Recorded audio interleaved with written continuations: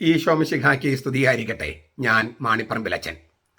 Liturgy class 48. കത്തോലിക്ക സഭയുടെ മതബോധനം 1071 എന്ന ഖണ്ഡമാണ് നമ്മൾ പഠിച്ചുകൊണ്ടിരിക്കുന്നത്. ദൈവവും മനുഷ്യരും തമ്മിലുള്ള സംസർഗത്തിൻ്റെ കാണപ്പെടുന്ന അടയാളം എന്ന നിലയിൽ സഭയെ ഇത് സന്നിഹിതമാക്കുകയും ലിറ്റർജി സന്നിഹിതമാക്കുകയും ആവിഷ്കരിക്കുകയും ചെയ്യുന്നു. എല്ലാവരുടെയും സചേതനവും സജീവവും സഫലവുമായ പങ്കാളിത്തം ഉറപ്പാക്കിക്കൊണ്ട് സമുദായത്തിൻ്റെ പുതിയ ജീവനിലേക്ക് അത് വിശ്വാസികളെ ആവാഹിച്ച് ഒന്നാക്കുന്നു. ഇതാണ് ആ 1071 രണ്ടാമത്തെ ഭാഗം. അതിൽ സമുദായത്തിൻ്റെ പുതിയ ജീവനിലേക്ക്, പുതിയ ജനുസരണ ജീവനിലേക്ക് എന്ന കാര്യം നമ്മൾ കഴിഞ്ഞ ക്ലാസ്സിൽ ചർച്ച ചെയ്തു. ഇന്ന് നമ്മൾ ചർച്ച ചെയ്യുന്നത് സചേതനവും സജീവവും സഫലവുമായ പങ്കാളിത്തം ഉറപ്പാക്കുക എന്നുള്ള ആ ഖണ്ഡമാണ്. എല്ലാവരുടെയും സചേതനവും സജീവവും സഫലവുമായ പങ്കാളിത്തം ഉറപ്പാക്കണം. അത് ആ സംഗതി പറഞ്ഞിരിക്കുന്നത്, അതിൻ്റെ ക്രോസ് റെഫറൻസ് കൊടുത്തിരിക്കുന്നത് സാക്രോസാങ്ക്തും കൊഞ്ചീലിയം എന്ന് പറയുന്ന രണ്ടാം വത്തിക്കാൻ സൂനോദോസിൻ്റെ രേഖയിലെ 11ാമത്തെ ഖണ്ഡമാണ്. അതായത് സചേതനം, സജീവം, സഫലം, ഈ 3 കാര്യങ്ങൾ. ഈ അതിൻ്റെ ഇംഗ്ലീഷ് എന്ന് പറഞ്ഞാൽ കോൺഷ്യസ്, ആക്റ്റീവ് ആൻഡ് ഫ്രൂട്ട്ഫുൾ. സചേതനം കോൺഷ്യസ്, ആക്റ്റീവ് സജീവം, ഫ്രൂട്ട്ഫുൾ സഫലം. അപ്പോൾ conscious, active and fruitful participation.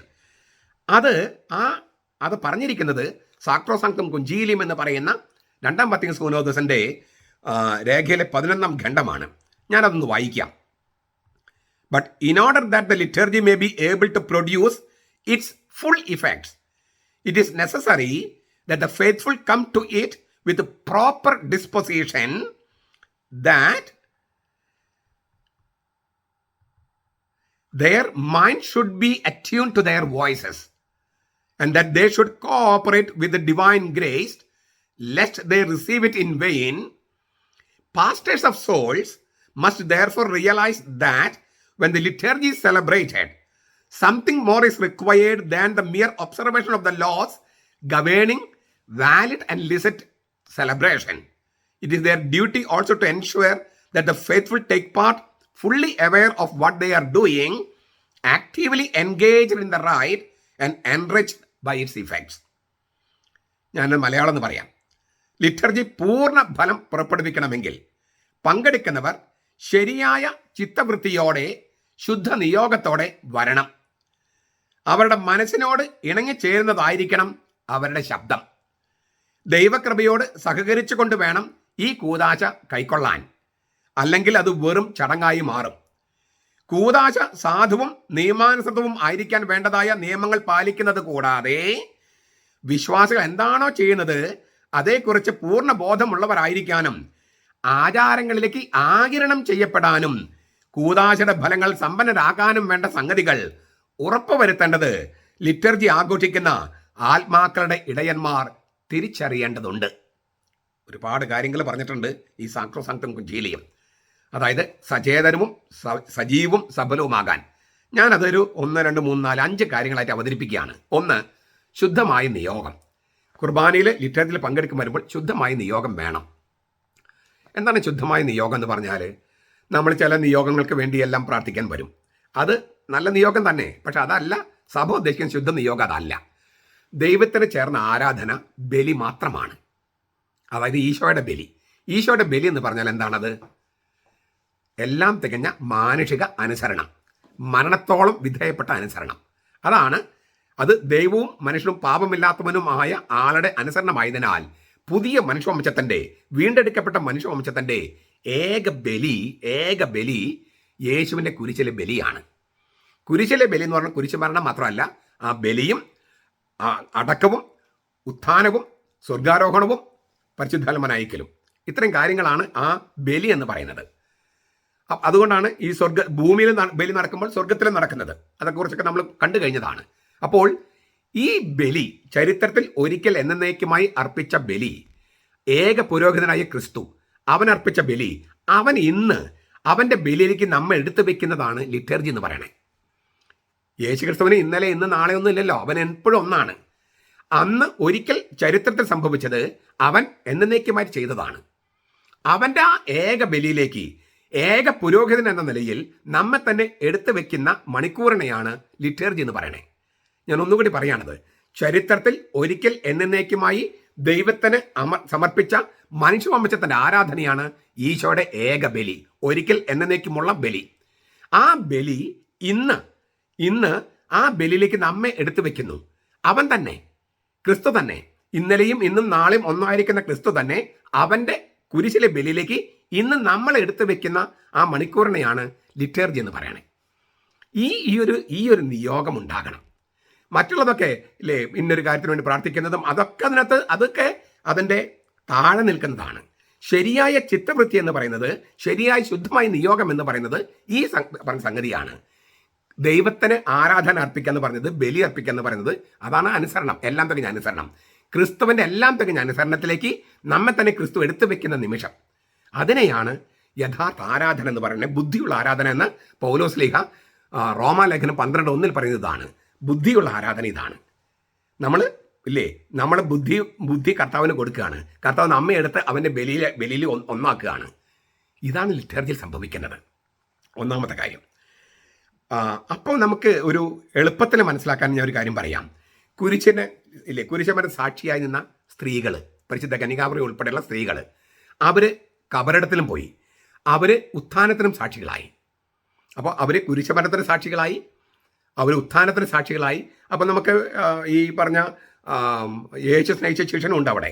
അപ്പോൾ യേശു സ്നേഹിച്ച ശിഷ്യനും പിന്നെ സ്ത്രീകളും പരിശുദ്ധ കന്യകാമറിയും അവർ ക്രിസ്തുവിൻ്റെ കുരിശമരണത്തിന്, കബറടക്കത്തിന്, ഉത്ഥാനത്തിന് സാക്ഷിയായി. ആ കബറടക്കപ്പെട്ട സ്ഥലത്ത് തന്നെയാണ് ഉത്ഥാനം.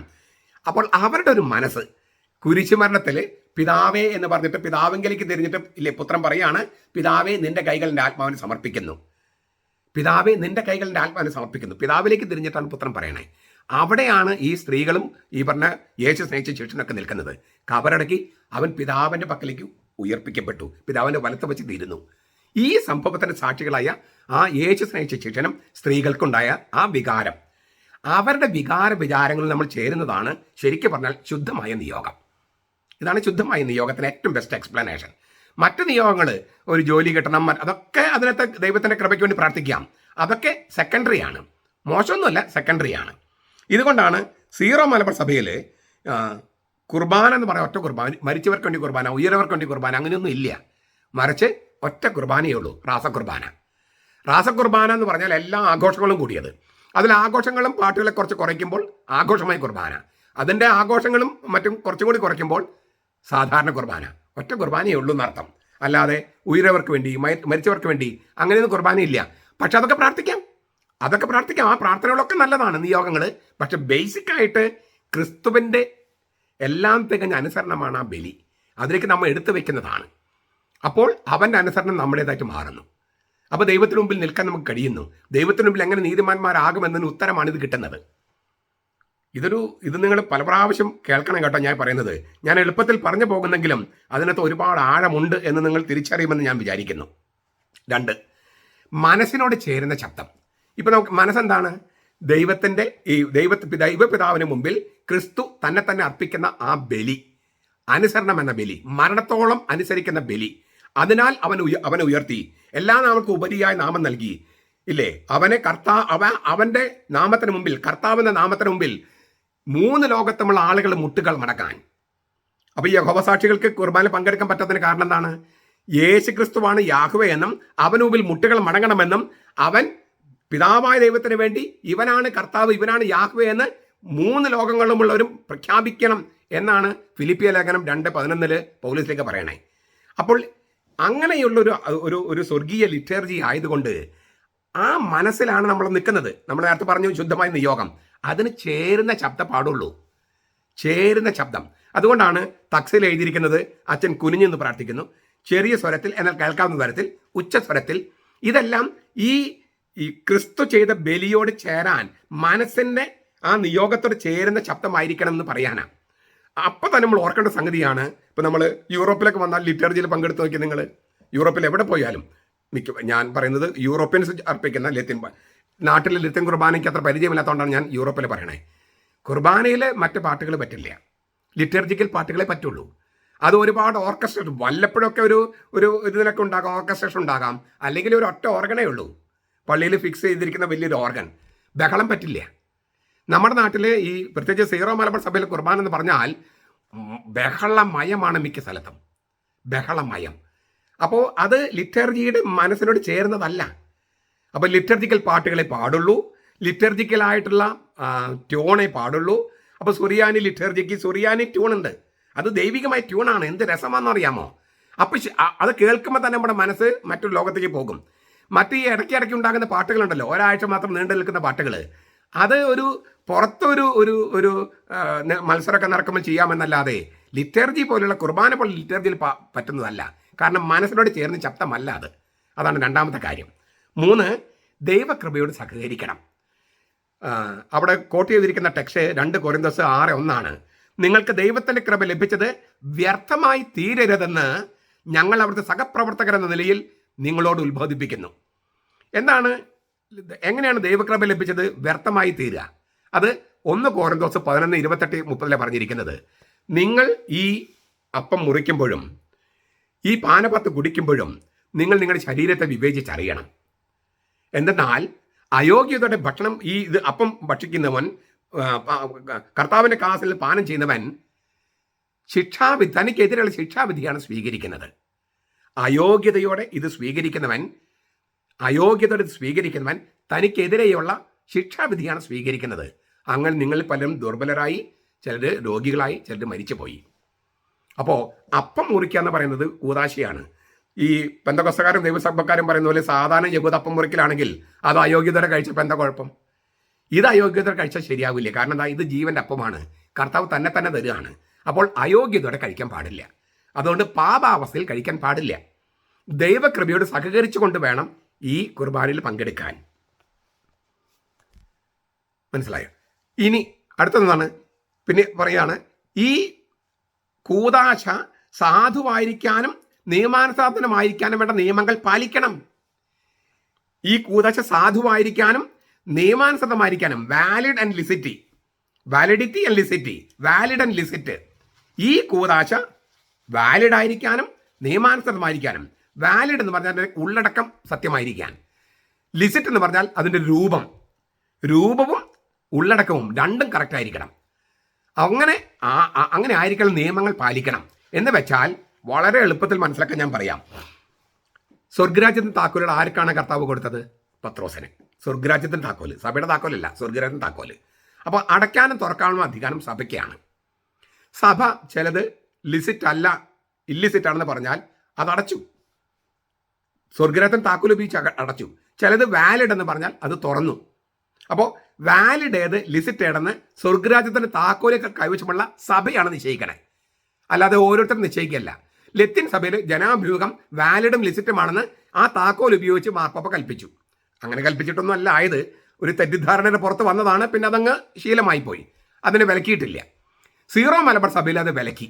മെത്രാന്മാർക്ക് അതിൻ്റെ അധികാരമുണ്ട്. അതുകൊണ്ട് ദൈവോന്മുഖ കുർബാന എന്ന് പറയുന്നത് ഇപ്പോഴത്തെ ഏകീകൃത കുർബാന മാത്രമാണ് വാലിഡും ലിസിറ്റും എന്ന് മെത്രാന്മാർ തീരുമാനിച്ചു. അത് സ്വർഗരാജ്യം താക്കോൽ ഉപയോഗിച്ചിട്ട് ചെയ്തത്. അതുകൊണ്ടാണ് മാർപ്പാപ്പയുടെ അംഗീകാരം അതിന് കിട്ടിയത്. മാർപ്പാപ്പയുടെ കയ്യിലാണ് സ്വർഗരാജ്യം താക്കോല്. അപ്പോൾ മെത്രാന്മാരുടെ തീരുമാനം മാർപ്പാപ്പ അംഗീകരിച്ചപ്പോൾ സ്വർഗരാജ്യത്തിൻ്റെ താക്കോൽ ഉപയോഗിച്ച് സീറോ മലബാർ സഭയിൽ ഏകീകൃത കുർബാന മാത്രമാണ് വാലിഡും ലിസിറ്റും. ആ നിയമങ്ങൾ പാലിക്കണം. അത് ഓരോ അച്ഛന്മാർക്കും തോന്നിയ പോലെ ചെയ്യാൻ പറ്റില്ല, അവരുടെ കയ്യിൽ സ്വർഗരാജ്യത്തിൻ്റെ താക്കോൽ ഇല്ലാത്തത് കൊണ്ട് തന്നെ. അപ്പോൾ ആ നിയമങ്ങൾ പാലിക്കണം. പോരാ, ആചാരങ്ങൾക്ക് ആഗിരണം ചെയ്യപ്പെടാൻ ആചാരങ്ങളിലേക്ക് ആഗിരണം ചെയ്യപ്പെടാൻ വേണ്ട സംഗതികൾ ഉറപ്പുവരുത്തണം. അത് ആത്മാക്കളുടെ ഇടയന്മാർ തിരിച്ചറിയണം. ഇത് ഒരുപാട് ചർച്ച ചെയ്യാവുന്നൊരു കാര്യമാണ്. വളരെ എളുപ്പത്തിൽ പറയാം. നമുക്കൊരു കാര്യത്തിൽ ഫോക്കസ് ചെയ്യാൻ എത്ര നേരം പറ്റും? കുട്ടികളാണെങ്കിൽ 3 മിനിറ്റ് 4 മിനിറ്റ്, മുതിർന്നവർക്കാണെങ്കിൽ ഒരു 10 മിനിറ്റ് മാക്സിമം. അപ്പോഴേക്കും നമ്മുടെ ചിന്തകൾ ഡൈവേർട്ട് ചെയ്യും. അങ്ങനെ ഡൈവേർട്ട് ചെയ്ത് പോകാതിരിക്കാൻ എന്താ വേണ്ടത്? ഡ്രാമാറ്റിക് ഇഫക്റ്റുകൾ വേണം. നാടകം, അത് അച്ഛൻ്റെ നാടകമല്ല, ലിറ്റർജിയുടെ നാടകം. എന്താ ലിറ്റർജിയുടെ നാടകം എന്ന് പറയുന്നത്? ഒരു ഉദാഹരണം പറയുക. ലത്തീൻ സഭയിൽ എടുക്കുക. ലത്തീൻ സഭയിൽ കുർബാന ആരംഭിക്കുന്നത് ബലിപീഠത്തിലല്ല, മറ്റൊരു പീഠത്തിലാണ്. വായനകൾക്ക് വേറെ പീഠമുണ്ട്. അപ്പോൾ അവിടെ ഒരു നാടകം ഇല്ലേ, ഒരു നാടകീയതയുണ്ട്. നാടകമല്ല, നാടകീയത. അച്ഛൻ ബലിപീഠം ചുംബിച്ച് ആമ്പയിലേക്ക് പോകുന്നു. അവിടെയാണ് കുർബാന ആരംഭിക്കുന്നത്. വായനക്കാർ വേറെ സ്ഥലത്താണ്, കൊയറിന് നിൽക്കാൻ ഒരു സ്ഥലമുണ്ട്. പിന്നെ ഈ വചനശുശ്രൂഷ കഴിഞ്ഞിട്ടാണ് അച്ഛൻ ബലിപീഠത്തിലേക്ക് പോകുന്നത്. അപ്പോഴേ തക്സ ബലിപീഠത്തിൽ വെക്കൂ, അപ്പോഴേ മൈക്ക് വെക്കൂ. അവിടെ തന്നെ വിളക്കുകളൊന്നും വെക്കില്ല ബലിപീഠത്തിൽ. ലത്തീൻ സഭയിലത്തെ കാര്യം ഞാൻ പറയണേ, ഇന്ത്യയിലത്തെ കാര്യമല്ല, ഞാൻ യൂറോപ്പിലെ കാര്യമാണ് പറയണത്. ഇന്ത്യയിലത്തെ എനിക്ക് കൃത്യമായിട്ട് അറിയില്ല. അപ്പോൾ അവിടെ ഒരു മൂവ്മെൻ്റ് ഉണ്ട്. അപ്പം നമ്മുടെ ശ്രദ്ധ അവിടേക്ക് നിൽക്കും. ഇനി സീറോ മലബാർ സഭയിലാണെങ്കിലോ ഇല്ലേ, ദേവാലയ വിരിയുണ്ട്. അവിടെ ആ പ്രദക്ഷിണം മറ്റ് വരുന്നതിൽ തന്നെ ഒരു നാടകീയതയുണ്ട്. പിന്നെ ബേമ എന്ന് പറയുന്ന സ്ഥലത്താണ് നമ്മൾ കുർബാന ആരംഭിക്കുന്നത്. അവിടെ ആഘോഷമായിട്ട് വരുമ്പോൾ ഇല്ലേ, മാർ തോമസ് ലീവായും പിന്നെ വിളക്കൊക്കെ ആയിട്ട് വന്ന് പിന്നെ ഈ പ്രത്യേകതരം മണിയൊക്കെ വന്ന് അപ്പം തന്നെ നമ്മൾ മനസ്സിലാക്കുന്നത് വേറെന്തോ പരിപാടിയാണ്, ഇത് സ്വർഗത്തിലെ പരിപാടിയാണ്. അങ്ങനെയാണ്. അത് കഴിഞ്ഞ് സുവിശേഷം എടുക്കാൻ വേണ്ടി ബലിപീഠത്തിൽ കയറുന്നു. അവിടുന്ന് പ്രദക്ഷിണമായി വരുന്നു. അവിടെ ധൂപമുണ്ട്, ഒരു പ്രദക്ഷിണമുണ്ട്. കർത്താവ് ഗലീലിൽ നിന്നും ഇല്ലേ ജെറൂസലമിലേക്ക് സുവിശേഷമായിട്ട് വന്നതുപോലെ, യെറൂസലമിൽ നിന്നും എമ്മാവസിലേക്ക് സുവിശേഷമായിട്ട് പോയതുപോലെ ഈ ബൈബിളിലുള്ള രംഗങ്ങളൊക്കെ അവിടെ അവതരിപ്പിക്കപ്പെടുകയാണ്. അത് കഴിഞ്ഞ് പിന്നെ 3 പ്രാവശ്യം കുമ്പിട്ട് ബലിപീഠത്തിൽ കയറുന്നു. അതിനു മുമ്പ് ബേസ്കസയിൽ നിന്ന് തിരുരഹസ്യങ്ങൾ പ്രദക്ഷിണമായി കൊണ്ടുവരുന്നു. അപ്പോൾ ഇതിങ്ങനെ ഈ തിരുരഹസ്യങ്ങൾക്ക് ആകിരണം ചെയ്യപ്പെടുകയാണ്. ചില ദിവസങ്ങളിൽ ഇത് മറയ്ക്കുന്നു. എന്താണ് അത്? വളരെ പ്രധാനപ്പെട്ട സംഗതികൾ മറക്കേണ്ടതുണ്ട്. ഉദാഹരണത്തിന് രൂപാന്തരി ഭാവത്തിൻ്റെ അന്ന് കർത്താവിനൊരു മേഘം മറച്ചു. അത് കാണിക്കാൻ വേണ്ടി ദേവാലയവരി ഇട്ടു. ഒരു മേഘം വന്നവരെ മറച്ചു എന്നാണ്. ആ മേഘമാണ് ഈ ദേവാലയവരിയായിട്ട് നിൽക്കുന്നത്. അങ്ങനെ ദേവാലയവിരിക്ക് തന്നെ പല അർത്ഥങ്ങളുണ്ട്. ഇങ്ങനെയെല്ലാം ചെയ്യുമ്പോൾ ജനങ്ങളുടെ ശ്രദ്ധ മുഴുവൻ ഈ ലിറ്ററേച്ചറിലേക്ക് ആകിരണം ചെയ്യപ്പെടും. ഒരച്ഛൻ നിന്നിട്ട് ഇങ്ങനെ ഗോഷ്ടി കാണിച്ചത് ഇങ്ങനെ നിന്നിട്ടും ഇങ്ങനെയൊക്കെ പറഞ്ഞാൽ ജനങ്ങൾക്ക് ദേഷ്യം വരുള്ളൂ. ഒരു പാട്ട് തെറ്റിച്ച ഉടനെ തന്നെ വഴക്ക് പറഞ്ഞു. എല്ലാം അച്ഛൻ്റെ കണ്ണും കാതും. അച്ഛനൊരു മാനേജര്, ലിറ്ററേച്ചറിയുടെ അധ്യക്ഷനല്ല, ഒരു മാനേജര്. കാര്യങ്ങൾ കൃത്യമായി നടത്താൻ വേണ്ടി കണ്ണും കാതും ഇരുട്ടുന്ന അങ്ങനെ ആക്കുന്ന ഒരു മാനേജറായിട്ട് നിൽക്കുക. അപ്പോൾ ലിറ്റർജിയിലേക്കല്ല, അച്ഛൻ്റെ ചില ഗോഷ്ഠികളിലേക്ക് ഇത് മാറും. അങ്ങനെയല്ല, ലിറ്റർജിക്ക് ഒരു നാടകീയതയുണ്ട്. ലിറ്റർജി അച്ഛൻ്റെ നാടകമല്ല. ഇതാണ് ആകിരണം ചെയ്യപ്പെടാൻ വേണ്ട കാര്യങ്ങൾ ചെയ്യണമെന്ന് പറഞ്ഞതിൻ്റെ അർത്ഥം ഇതാണ്. അപ്പോൾ ധൂപക്കുറ്റി എന്തിനാണ്? ആ ധൂപിക്കുന്നതിന് വിധമുണ്ട്. പിന്നെ ഇടയ്ക്കിടയ്ക്ക് ഇതിനെക്കുറിച്ച് നമ്മൾ വ്യാഖ്യാനിക്കണം. ഇത് കഴിഞ്ഞ കൊല്ലം പറഞ്ഞതല്ലെന്നൊക്കെ പറഞ്ഞിട്ട് കാര്യമില്ല. 2, 3, 4, 5 പ്രാവശ്യമൊക്കെ പറയുമ്പോഴാണ് നിങ്ങൾ പൗലോസിൻ്റെ ലേഖനം എടുത്ത് നോക്കിയാൽ എത്രയോ ലേഖനങ്ങളിലാണ് പലതും ആവർത്തിച്ചിരിക്കുന്നത്. അത് ആവശ്യമാണ്. പ്രോഗ്രസീവ് റെപ്പറ്റേഷനാണ് പലപ്പോഴും. വെറുതെ ആവർത്തിക്കല്ല എന്ന് വിചാരിച്ചിട്ട് എല്ലാ ദിവസവും ഒരേ കാര്യം തന്നെ പറഞ്ഞുകൊണ്ടിരിക്കരുത്. ആളുകൾ പള്ളി വരില്ല. ചുരുക്കത്തിൽ ലിറ്റർജിയുടെ രഹസ്യത്തിലേക്ക് ആകിരണം ചെയ്യപ്പെടാൻ, അല്ലെങ്കിൽ കുറച്ച് നല്ല വാക്ക് ആവാഹിക്കപ്പെടാൻ വേണ്ട സംഗതികൾ ആത്മാക്കളുടെ ഇടയന്മാർ, മെത്രാന്മാർ ഉറപ്പ് വരുത്തണം. ആത്മാക്കളുടെ ഇടയന്മാർ, മെത്രാന്മാർ, പിന്നെ അച്ഛന്മാർ അവർ ഉറപ്പ് വരുത്തണം. അത് ചെയ്യണമെങ്കിൽ മെത്രാന്മാർക്ക് അറിവ് വേണം, എളിമ വേണം. വൈദികർക്ക് അറിവ് വേണം, എളിമ വേണം. അപ്പോൾ ഇതൊക്കെ സംഭവിക്കും. അങ്ങനെ സംഭവിക്കട്ടെ എന്നാണ് എനിക്ക് പറയാനുള്ളത്. നമ്മുടെ കർത്താവ് യേശു മിശിഹായുടെ കൃപയും പിതാവായ ദൈവത്തിൻ്റെ സ്നേഹവും പരിശുദ്ധാത്മാവിൻ്റെ സഹവാസവും നാം എല്ലാവരുടെയും കൂടി ഉണ്ടായിരിക്കട്ടെ, ഇപ്പോഴും എപ്പോഴും എന്നേക്കും. ആമേൻ.